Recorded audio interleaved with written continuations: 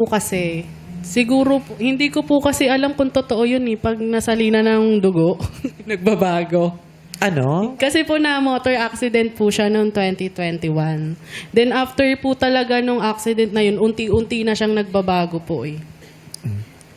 Baka may effect yung trauma niya mula dun sa aksidente Yes. yon, yung sa pagbabago ng kanyang behavior. Yes po. 'Di ba? Kaya rin po hindi ko siya maiwan kasi may ano po ako na baka magbago pag ako kasama. Hope pa ganyan rin, po. may hope pa May rin. hope po ako na kaya ko to. Kaya ko siyang iligtas. Kaya ko siyang iangat. Kaso hindi po talaga. Ang problema kasi sa atin, 'di ba? Yung laging gusto natin ang mga tao magbago agad. Gusto natin silang tulungang magbago agad. Sa totoong buhay, hindi kasi ganun yung proseso. Hindi pwedeng magbago. Kailangan mo muna nating maunawaan bakit siya ganun.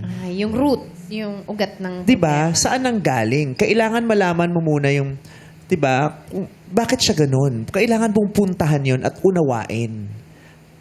Pag naunawaan mo, tsaka mo mareresolve. Saan nang gagaling ang sakit? Ganon din 'yon. Di pwedeng hinto ka ng sugal, 'di ba? Kasi hindi rin natin alam kung ano tumatakbo sa mga utak nila, 'di ba? Meron silang pinagdadaanan. Saan kaya galing 'yan? Kailangan simulan natin doon.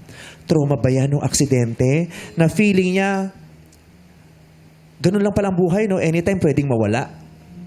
So kung ganun lang palang buhay, walang kasiguruhan, anytime pwede ko mamatay o wala, i-enjoy ko to ng todo.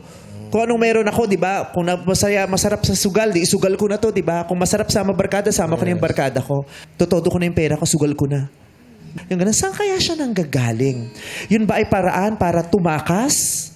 Dahil ayaw niya sa loob ng bahay? Magulo ba yung bahay kaya mas gusto niya sa barkada?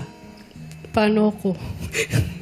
Ano na? Asan po ako doon sa mga... Kailangan mo kasing malaman din kung nasan siya para malaman mo kung nasan ka.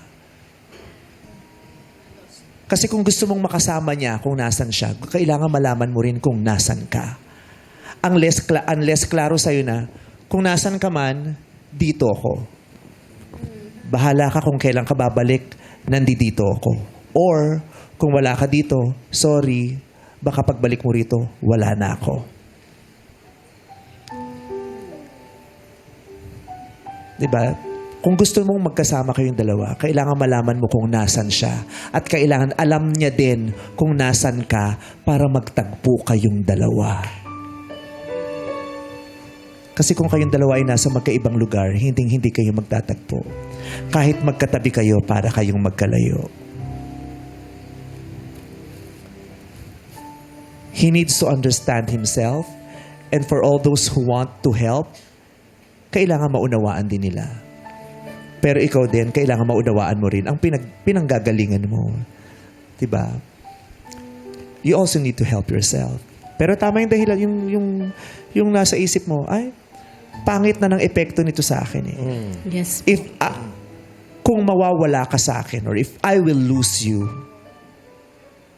mas okay na yon kaysa naman I lose myself. Yes po. Pero ang haba pa ng pagtitiis ko bago ko napagdesisyon ng iwan siya. Ano ba yan, Joyce? Natanong mo ba sa ex mo kung ikaw o yung pagsusugal o yung mga kaibigan niya, pinapili mo ba siya? Yes po. Pero kasi ang lagi niya rin naman pong isasagot ako. Pero hindi mo nararamdaman yun? Hindi po. Kasi kahit yung mga bisyo, yung addiction, tinetherapy kasi yan eh. Yes, lahat. Di ba?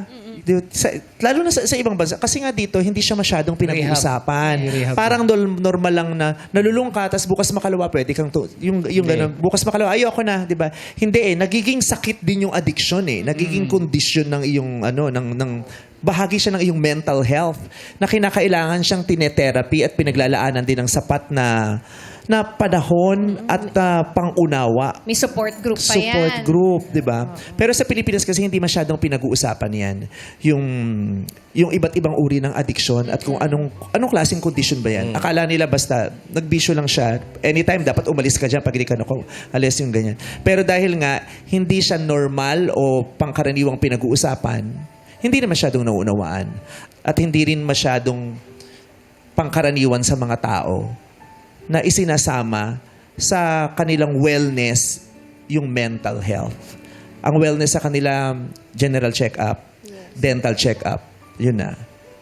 Yung wellness sa kaisipan, hindi kasama yun sa Pilipinas. Kaya dapat lagi siyang napag-uusapan para mas maging normal siya at unti-unting maunawaan.